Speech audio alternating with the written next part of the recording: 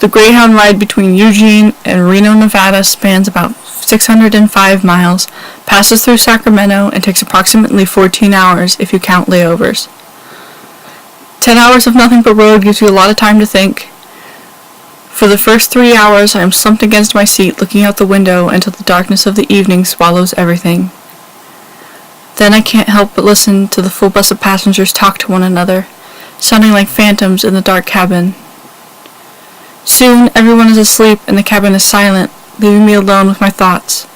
I wish I could sleep too, but my mind is too full of other things, so I close my eyes, remembering Oliver. Oliver was a student of mine in my introspective journaling class, once upon a time. Picturing him now, I can see his expressionless gaze as he leaned back in his chair at the end of his group's table. Oliver was placed in my class because he was allergic to deadlines, and turned his class selection paper in very late, and my class was the only one left with any opening. Not to mix words, but Oliver could be a pain in the ass. I liked the kid. He was smart, sort of deadpan, funny, and creative, but he was unmotivated and a little lost. He often disrupted people around him. Every day he came to class unprepared. His daily journal would be shallow recounts of his day-to-day, and his art journal was practically untouched. Much like the author of The Alchemy of Teaching, Jeremiah Conway, the school believed you couldn't make students work. You could only make the consequences of not doing work very clear.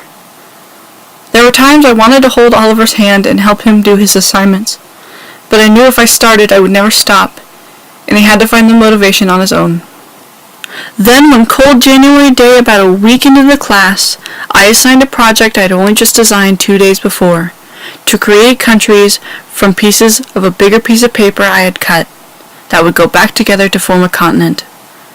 I gave very few parameters for designing the countries other than they had to talk to one another before putting up anything near shared borders, and they had to stay within the parameters of the piece I had given them. The report piece had to be a minimum of 2 pages.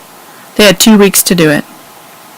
Oliver took his piece silently, grabbed several black ink pens, and began to work on his map first. He drew a very complicated topographical map complete with coding, different climate zones, roads between cities, names written in a fake language he had made up just for this assignment, and natural forests. His classmates next to him stared at his work and asked him questions.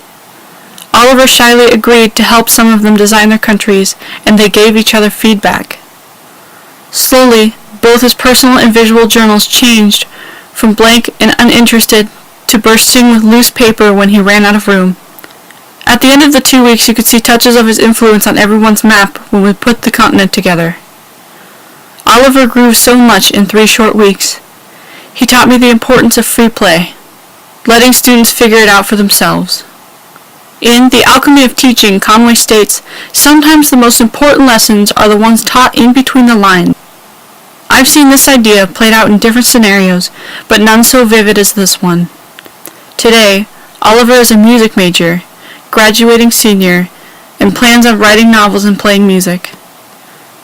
I think about him now, how different he is, how much he's grown. He smiles much more now.